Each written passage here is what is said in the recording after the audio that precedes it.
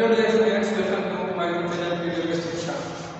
आज हम बात करने वाले हैं मेजर ऑफ सेंट्रल टेंडेंसी के बारे में। इसके पहले वाले लेक्चर में हमने बता दिया है कि फ्रीक्वेंसी डिस्ट्रीब्यूशन क्या होता है, फ्रीक्वेंसी डिस्ट्रीब्यूशन के क्या क्या टाइप्स हैं और कहाँ पर उनका यूज है।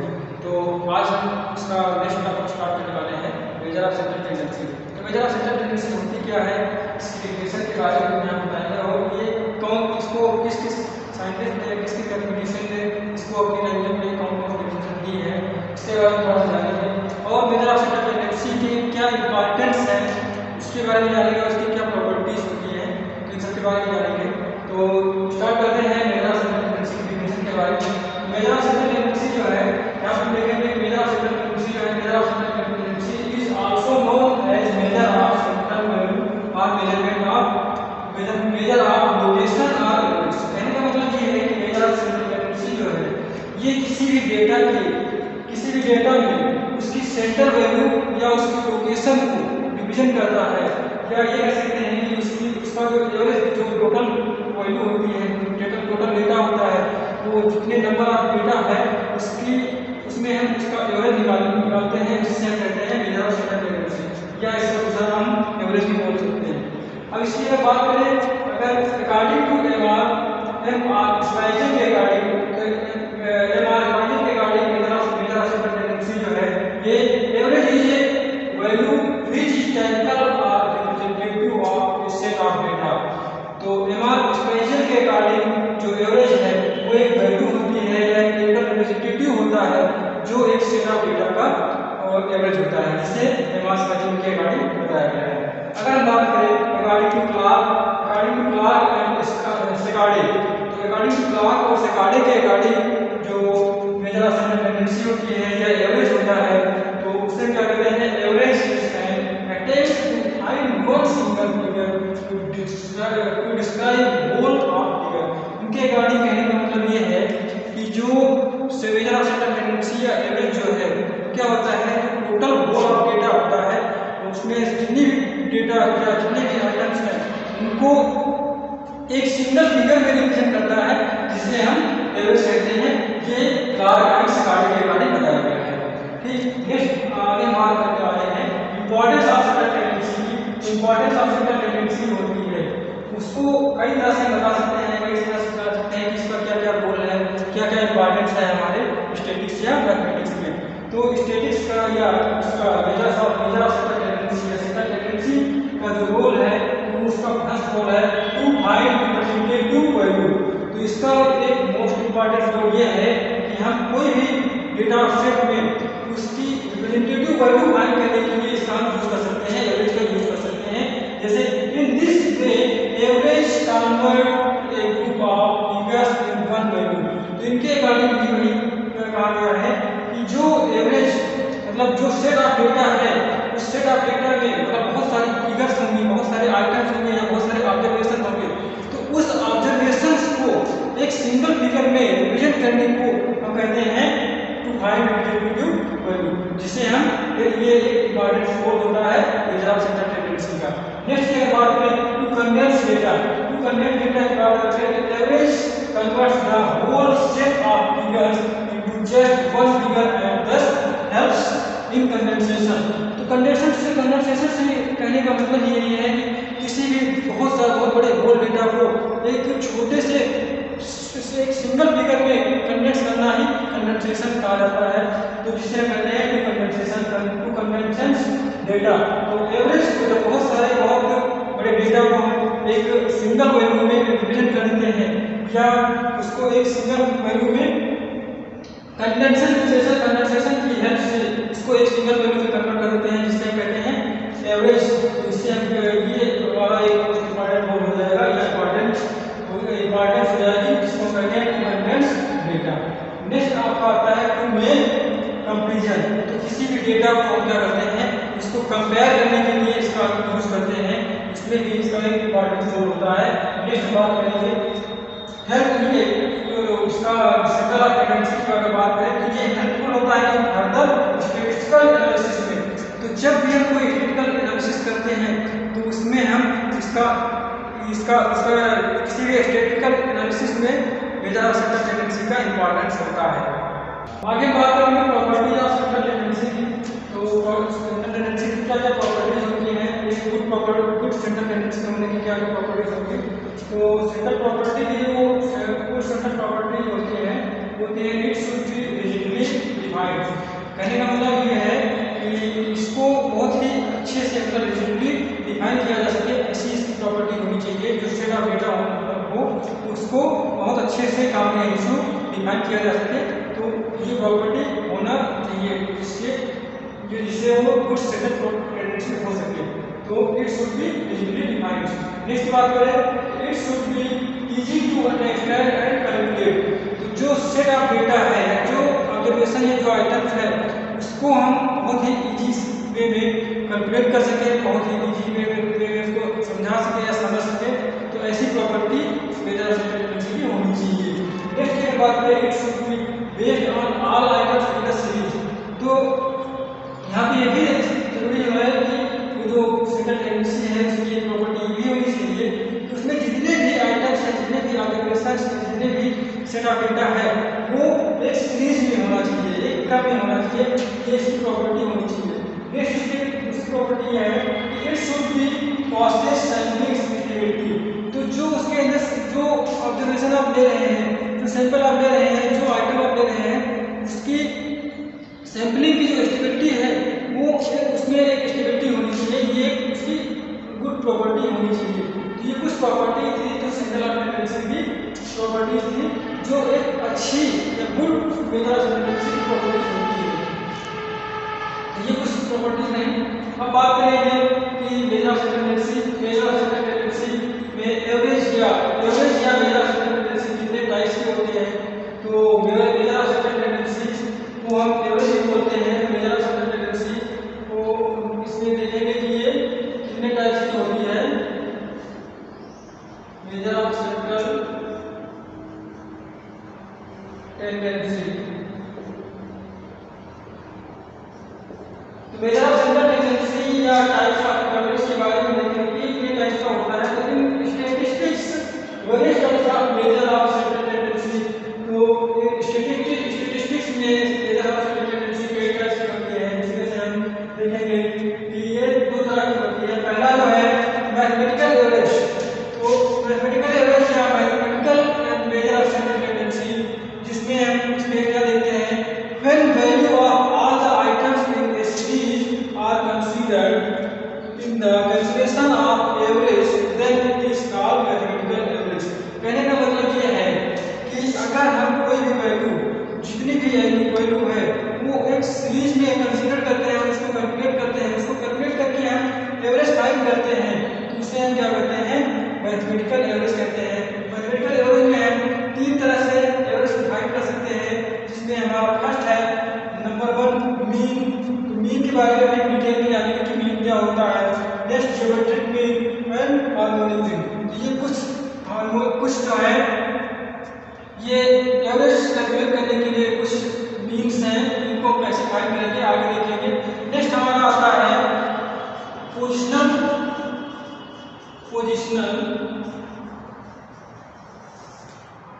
एवरेज।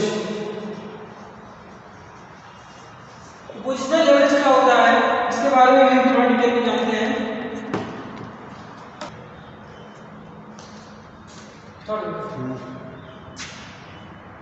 तो आगे देखते हैं मीन के बारे में। ये हमारा जो है मैथमेटिकल एवरेज होता है। मैथमेटिकल एवरेज में हमारे तीन तरह के कैलकुलेशन है। फर्स्ट देखते हैं मीन, सेकंड ज्योमेट्रिकल मीन है, हार्मोनिक मीन। तो ज्योमेट्रिकल मीन क्या होता है, mean is also known as arithmetic means. इसे हम अरिथमेटिक मीन्स कहते हैं, मीन को अरिथमेटिक मीन कहते हैं। इसका होता क्या है, to calculate the means submit all the items and divided it by the total numbers of observation. कहने का मतलब ये है कि मीन होता क्या है, मीन को जब हम कैलकुलेट करते हैं तो जितना भी टोटल नंबर्स ऑफ आइटम्स होता है उन सबको हम पहले जोड़ते हैं, सबमिट करते हैं।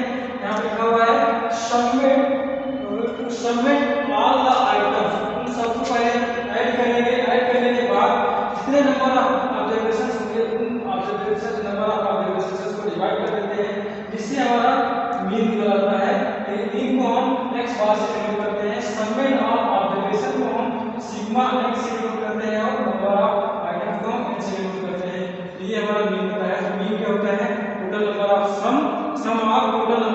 ऑब्जर्वेशंस एंड उसको डिवाइड करेंगे कि कितने आइटम्स होंगे, नंबर ऑफ आइटम्स से इसको डिवाइड करेंगे, इससे हमारा मीन निकलना है।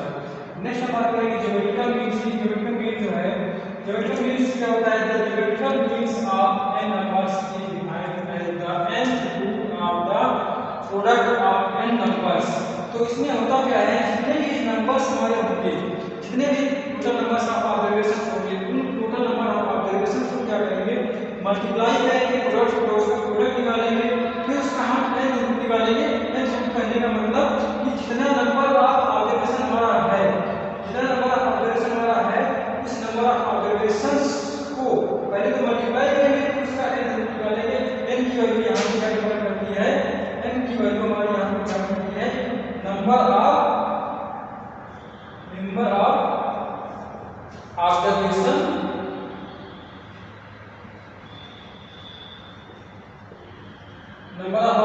Of item. तो ये n जो है हमारा नंबर ऑफ ऑब्जर्वेशन या आइटम को रिप्रेजेंट करता है। जैसे कि हम अगर बात करें एग्जांपल ले लेते हैं, तो एग्जांपल अगर लेते हैं तो जैसे कोई डेटा हमारा है 2 4 6 8, तो अगर इसका ज्योमेट्रिकल मीनिंग हमको निकालना था, तो ज्योमेट्रिकल मीनिंग निकालने के लिए क्या करेंगे, पहले 2 4 6 और 8 को मल्टीप्लाई करेंगे। तो इसको हम करेंगे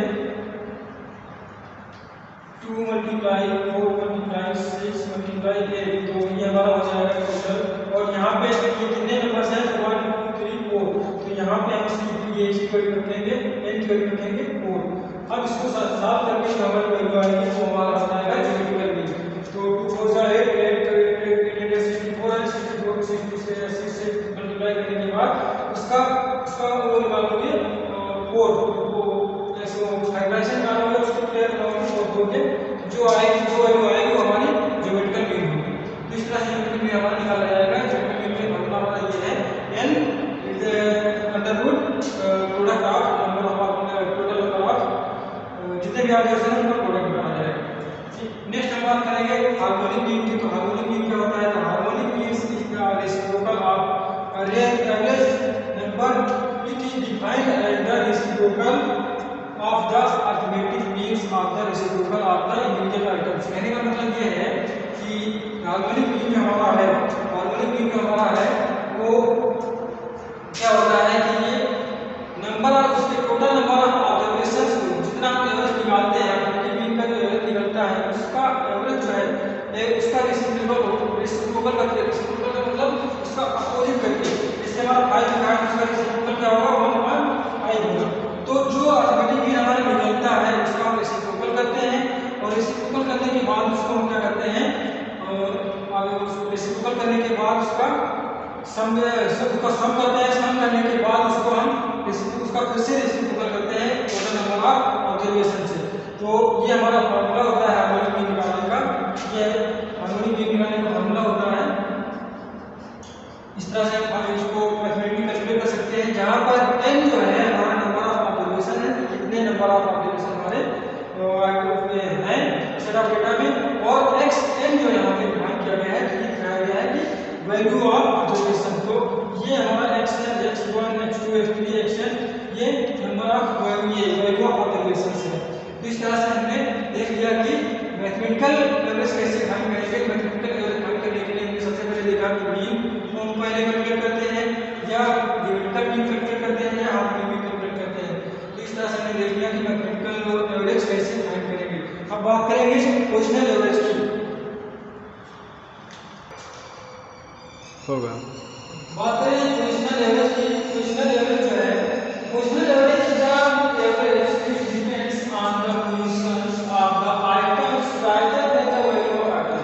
तो मींस पोजिशनल एवरेज की बात करें, पोजिशनल एवरेज जो है ये एवरेज ऐसा होता है जिसमें हम जो डेटा होता है वो डेटा उसकी पोजीशन के ऊपर डिपेंड करता है। तो ये उसमें जो डेटा होगा तो एक नंबर, एक पर्टिकुलर नंबर की पोजीशन को डिफाइन करेगा, ठीक है। तो पोजिशनल एवरेज उसकी पोजीशन के ऊपर डिपेंड करता है, डेटा की जो आइटम होगा उसकी पोजीशन के ऊपर डिपेंड करेगा।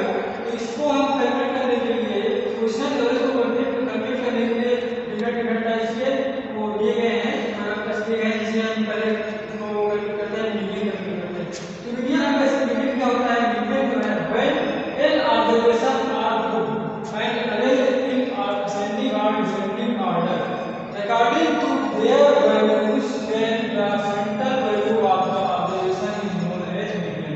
कहने का मतलब ये है कि जो मीडियन है, हमें अगर पोजिशनल एवरेज कैलकुलेट करना है तो पोजिशनल एवरेज कैलकुलेट करने के लिए हम सबसे पहले मीडियन कैलकुलेट करते हैं, मीडियन फाइंड करते हैं।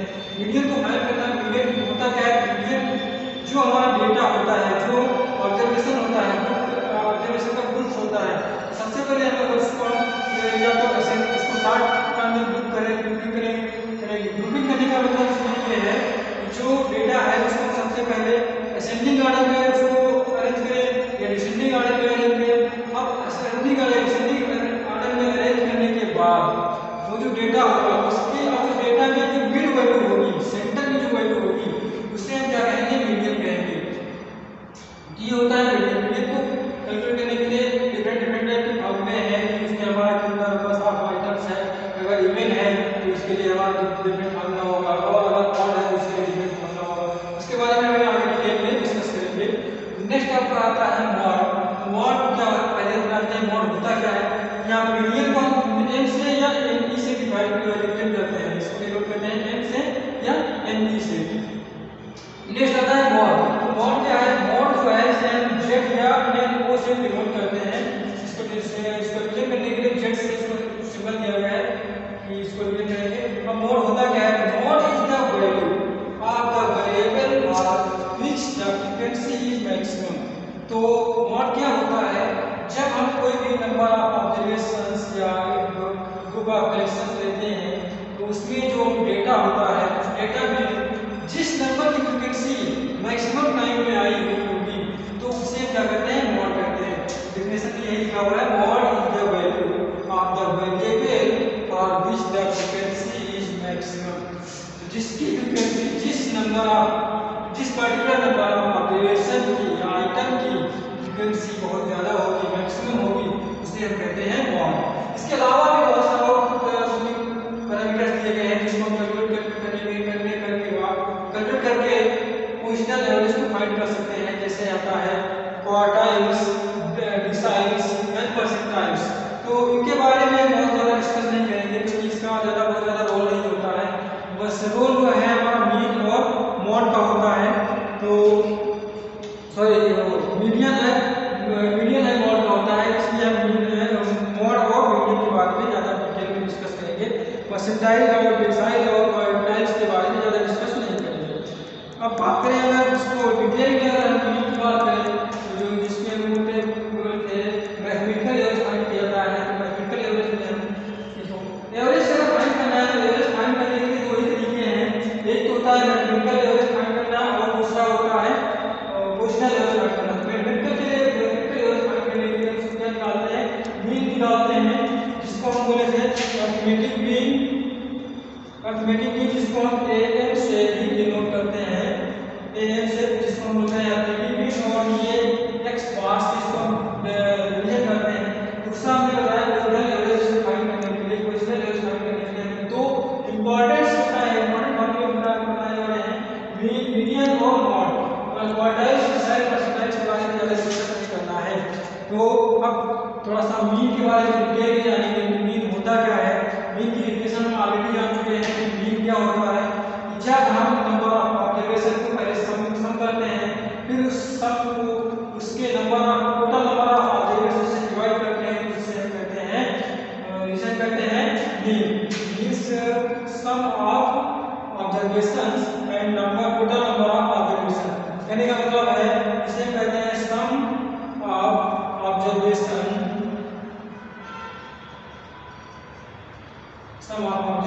And total number of observation. इसे हम मीन कहते हैं। मीन फाइंड करने के लिए फॉर्मूला है। तो अब मीन के बारे में थोड़ा सा जान लेते हैं कि मीन, पहले तो मीन जान लिया कि मीन होता क्या है। मैंने बता दिया ऑलरेडी कि मीन है क्या, मीन को कैसे कैलकुलेट करेंगे। अब मीन के कुछ एडवांटेज और डिसएडवांटेज देख लेते हैं। मीन का के कुछ एडवांटेज कौन से हैं? जैसे मीन जो है, एक इसको मीन निकालने के लिए इसका एक एडवांटेज ये है कि ये बहुत ही सिंपल होता है कैलकुलेट करने के लिए और अंडरस्टैंडिंग करने के लिए, समझने के लिए और कैलकुलेट करने के लिए बहुत ही आसान होता है। तो simple to calculate and understand. और नेक्स्ट अगर इसका एडवांटेज की बात करें तो some values is always determined that it is never indefinite. कहने का मतलब ये है कि बहुत सारी वैल्यूज जो है वो पहले से ही डिटरमाइन होती हैं और इसको इंडिफिनिट नहीं होता है। और अगर इसकी बात करें कि इसका दूसरा एडवांटेज जो है तो mean can be used in other algebraic calculation. Mean का अदर अलजेब्रिक कैलकुलेशन में भी इसका यूज कर सकते हैं, तो ये इसका एडवांटेज है। तो एडवांटेज अगर मीन की बात करें तो इसमें जो है नो नीड ऑफ सॉर्टिंग और अरेंजमेंट। तो इसमें जो अगर आपको मीन निकालना है तो इसमें हम किसी भी ऑब्जर्वेशंस को शॉर्ट में बनाने की कोई आवश्यकता नहीं रहती है। या कहने का मतलब ये है कि इसको असेंडिंग या डिसेंडिंग ऑर्डर में इसको बनाने की आवश्यकता नहीं रहती है। तो ये हमारा इसका एडवांटेज है। और दूसरी बात करें कि it is stable and not affected by the variation of sampling. तो कहने का मतलब ये है कि मीन का एक एडवांटेज ये है कि इसमें कोई भी इसकी स्टेबिलिटी में कोई भी वेरिएशन नहीं आता है, कोई भी इसको अफेक्ट नहीं कर सकता है और इसकी सैंपलिंग में कोई वेरिएशन नहीं होता है। तो ये कुछ एडवांटेज है मीन के। अब बात कर लेते हैं कुछ इसके डिसएडवांटेज भी हैं। तो क्या क्या डिसएडवांटेज है देखते हैं। तो the mean can not be predicted by just inspecting the sample item. तो इसमें हम इसका प्रिडिक्शन नहीं बना सकते हैं, इसमें प्रिडिक्शन नहीं कर सकते हैं, इसका इंस्पेक्शन नहीं कर सकते हैं कोई भी सैंपल आइटम के लिए। ये इसका डिसएडवांटेज है। दूसरा अगर हम बात करें कि अरिथमेटिक मीन का दूसरा एडवांटेज क्या है, डिसएडवांटेज क्या है, तो if a single value is missing mean can not be calculated. अगर हमारा जो डेटा है उसमें से कोई भी एक सिंगल नंबर भी अगर मिस हो गई है तो हमारा जो डेटा है मीन हमारा कैलकुलेट नहीं हो पाएगा। और अगर मीन कैलकुलेट करेंगे तो वो उसमें गलती आएगी, रस करेंगे। तो ये डिसएडवांटेज है हमारा कि अगर कोई भी उसमें पार्टिकुलर एक नंबर की अगर मिस हो रहा है तो मीन हम नहीं कैलकुलेट कर सकते हैं। दूसरे की बात करें कि in case of open ended class mean can not be calculated. कहने का मतलब यह है कि अगर कोई भी डेटा, हमने एक बात किया था पिछले वीडियो में कि एक्सक्लूसिव और इंक्लूसिव मेथड्स होते हैं और डेटा कॉन्टिन्यूअस डेटा को कैलकुलेट करने के लिए, तो उसमें हमने एक और देखा था in open ended class interval. तो अगर ओपन एंडेड क्लास इंटरवल होता है किसी भी डेटा में तो हम ये मीन कैलकुलेट नहीं कर सकते हैं। ये इसका डिसएडवांटेज है मीन का। Graphical representation of mean is not possible. हम मीन के थ्रू से, मीन के हेल्प से कोई भी ग्राफिकल रिप्रेजेंटेशन नहीं कर सकते हैं। ये इसका डिसएडवांटेज है। तो ये कुछ एडवांटेज और डिसएडवांटेज थे जो कि हमने मीन के बारे में जान लिए हैं। नेक्स्ट हम बात करते हैं कि इसके कुछ एप्लीकेशंस भी हैं। एप्लीकेशंस ऑफ अरिथमेटिक मीन क्या है? Arithmetic mean is used to measure of standard deviation. तो हम इसको अगर किसी भी डेटा का स्टैंडर्ड डेविएशन निकालना है तो हम इसका यूज कर सकते हैं, अरिथमेटिक मीन का यूज कर सकते हैं स्टैंडर्ड डेविएशन को फाइंड करने के लिए, स्टैंडर्ड डेविएशन को कैलकुलेट करने के लिए। नेक्स्ट इसमें हम बात करते हैं अरिथमेटिक मीन को हम यूज कर सकते हैं कंस्ट्रक्शन ऑफ इंडेक्स नंबर। किसी भी इंडेक्स नंबर को कंस्ट्रक्ट करने के लिए, उसको फॉर्मेशन बनाने के लिए, उसको कॉम्प्रिहेंसिव बनाने के लिए, अगर इंडेक्स को कॉम्प्रिहेंसिव बनाना है तो हम अरिथमेटिक मीन का यूज कर सकते हैं। नेक्स्ट हम बात करें कि अगर हम हाइपोथेसिस की टेस्टिंग करनी है, किसी भी हाइपोथेसिस की टेस्टिंग करनी है तो हम अरिथमेटिक का यूज कर सकते हैं। ये हमारे कुछ एप्लीकेशन थे जो कि अरिथमेटिक मीन के एप्लीकेशन हैं। अब हम इसके आगे बात करेंगे टाइप्स ऑफ अरिथमेटिक मीन की। Next types of arithmetic mean की बात करें तो इसके अरिथमेटिक मीन के कितने टाइप्स हैं? तो अरिथमेटिक मीन के दो टाइप्स हैं। पहला है simple arithmetic mean, next weighted arithmetic mean. Simple arithmetic mean को हम अनवेटेड अरिथमेटिक मीन भी कहते हैं और वेटेड अरिथमेटिक मीन जो है वो दूसरा टाइप है। तो इस तरह से अरिथमेटिक मीन जो है दो तरह के हैं। अब आगे बात करने वाले हैं, नेक्स्ट लेक्चर में बात करेंगे कि मीन को हम कैसे कैलकुलेट करेंगे, कैसे कौन से फार्मूले से यूज करेंगे, शॉर्ट मेथड, डायरेक्ट मेथड, इस तरह से कुछ फार्मूले हैं जिनका हम यूज करके मीन को कैलकुलेशन कैसे किया जाएगा ये हम आगे जानेंगे।